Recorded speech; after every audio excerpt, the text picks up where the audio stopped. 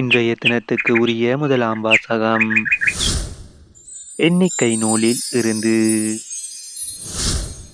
அந்நாள்களில் ஏதோம் நாட்டை சுற்றி போகும்படி ஓர் என்ற மலையிலிருந்து இஸ்ரேல் மக்கள் செங்கடல் சாலை வழியாக பயணப்பட்டனர். அவ்வழியை முன்னிட்டு மக்கள் பொறுமை இழந்தனர். மக்கள் கடவுளுக்கும் மோசேக்கும் எதிராக பேசினர். இந்த பாலை நிலத்தில் மாளும்படி எங்களை எகிப்திலிருந்து கொண்டு வந்தது ஏன்? இங்கு உணவும் இல்லை, தண்ணீரும் இல்லை. அற்பமான இந்த உணவு எங்களுக்கு வெறுத்து போய்விட்டது என்றனர். உடனே ஆண்டவர் கொள்ளிவாய் பாம்புகளை மக்களிடையே அனுப்பினார். அவை கடிக்கவே இஸ்ரேல் மக்களில் பலர் மாண்டனர். அப்போது மக்கள் மோசேயிடம் வந்து, நாங்கள் பாவம் செய்துள்ளோம், நாங்கள் ஆண்டவருக்கும் உமக்கும் எதிராக பேசியுள்ளோம். அவர் இந்த பாம்புகளை அகற்றிவிடும்படி நீர் ஆண்டவரிடம் வேண்டிக் கொள்ளும் என்றனர். அவ்வாறே மோசே மக்களுக்காக மன்றாடினார்.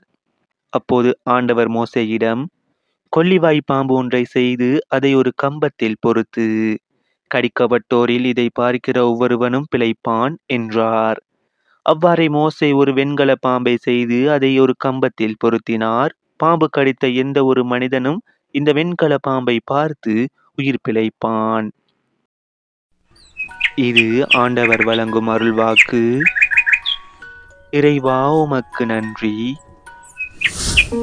இன்றைய தினத்துக்கு உரிய இரண்டாம் வாசகம் திருத்துதர் பவுல் பிலிப்பியருக்கு எழுதிய திருமுகத்தில் இருந்து.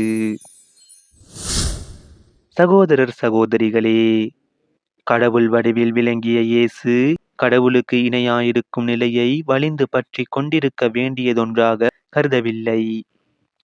ஆனால் தம்மையே வெறுமையாக்கி அடிமையின் வடிவை ஏற்று மனிதருக்கு ஒப்பானார். மனித உறவில் தோன்றி சாவை ஏற்கும் அளவுக்கு, அதுவும் சிலுவை சாவையை ஏற்கும் அளவுக்கு கீழ்ப்படிந்து தம்மையே தாழ்த்தி கொண்டார். எனவே கடவுளும் அவரை மிகவே உயர்த்தி எப்பெயருக்கும் மேலான பெயரை அவருக்கு அருளினார். ஆகவே இயேசுவின் பெயருக்கு விண்ணவர், மன்னவர், கீழுலகோர் அனைவரும் மண்டியிடுவர். தந்தையாம் கடவுளின் மாட்சிக்காக இயேசு கிறிஸ்து ஆண்டவர் என எல்லா நாவுமே அறிக்கையிடும். இது ஆண்டவர் வழங்கும் அருள்வாக்கு. இறைவா உமக்கு நன்றி. இன்றைய தினத்துக்கு உரிய நற்செய்தி வாசகம் யோவான் எழுதிய தூய நற்செய்தியில் இருந்து. அக்காலத்தில் இயேசு நிக்கதேமிடம் கூறியது, விண்ணகத்திலிருந்து இறங்கி வந்துள்ள மானிட மகனை தவிர வேறு எவரும் விண்ணகத்திற்கு ஏறி சென்றதில்லை. பாலை நிலத்தில் மோசையால் பாம்பு உயர்த்தப்பட்டது போல மானிட மகனும் உயர்த்தப்பட வேண்டும். அப்போது அவரிடம் நம்பிக்கை கொள்ளும் அனைவரும் நிலைவாழ்வு பெறுவர். தம் ஒரே மகன் மீது நம்பிக்கை கொள்ளும் எவரும் அழியாமல் நிலைவாழ்வு பெறும் பொருட்டு அந்த மகனையே அளிக்கும் அளவுக்கு கடவுள் உலகின் மேல் அன்பு கூர்ந்தார். உலகிற்கு தண்டனை தீர்ப்பளிக்க அல்ல, தம் மகன் வழியாக அதை மீட்கவே கடவுள் அவரை உலகிற்கு அனுப்பினார். இது நம் கிறிஸ்து இயேசு வழங்கும் வாழ்வு தரும் நற்செய்தி. கிறிஸ்துவே உமக்கு புகழ். இன்றைய தினத்துக்கு உரிய சிந்தனை துளிகள். இன்றைய நற்செய்தியில் காணாமற் போன ஆடு, காணாமற் போன திராக்மா, காணாமற் போன மகன் என்ற 3 உவமைகளை லூக்கா குறிப்பிடுவதன் வழியாக மூவொரு இறைவனின் தன்மையை, செயல்பாட்டை உணர்த்துகின்றார்.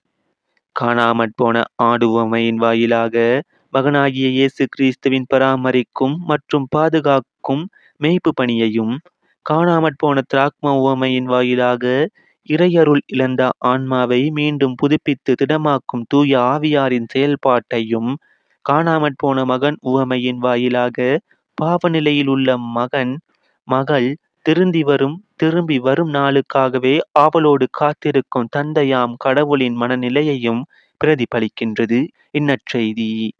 இம்மூன்று உவமைகளிலும் இழப்பு என்பதும், மீட்பு என்பதும், அதனால் உண்டாகும் மகிழ்வு என்பதும் அடிக்கோடிட்டு காட்டப்படுகின்றது. மிகுந்த பற்று கொண்ட ஒரு பொருளை அல்லது ஒரு நபரை இழப்பது என்பது வேறு எவற்றால் ஈடு செய்ய இயலாத ஒன்றாகும். அது எப்போதுமே மனதில் வெற்றிடம் தரும் உள்ளுணர்வாகும்.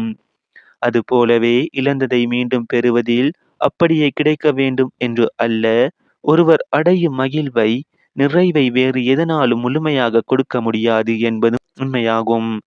இதுவே மனித உயிர்நிலையின் உளவியல் நியதி.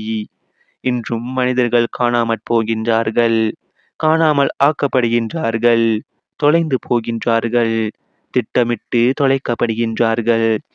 சாதிய அடுக்குமுறையால், சமூக கட்டுப்பாடுகளால், பொருளாதார வறுமை பிடியினால், பெண் குழந்தை பாலியல் பாகுபாட்டால், சமூகத்தில் பெண்கள், விதவைகள், கைம்பெண்கள் என்பதற்காக முதுமை கைவிடப்பட்ட நிலையினால், இன, மொழி, உரிமை பிரச்சினைகளால், அரசியல் ஆதாய நோக்கங்களுக்காக இப்படி காணாமல் போனவர்களின், முகவரி இழந்தவர்களின் பட்டியல்கள் நீண்டு கொண்டே செல்கின்றன.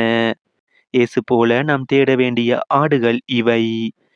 நற்செய்தி சுட்டும் பெண் போல நாம் தேட வேண்டிய விலை மதிப்பில்லா நாணயங்கள் இவை. தந்தையைப் போல மகனைக் கண்டு பரிவு கொண்டு ஓடி சென்று அரவணைத்து கட்டி தழுவி முத்தமிட வேண்டிய காணாமற் போன மகான்கள் இவர்கள். இவர்களை மீட்க நாம் இயேசுவாக மாறுவோம். மீட்பு பணியாற்றுவோம்.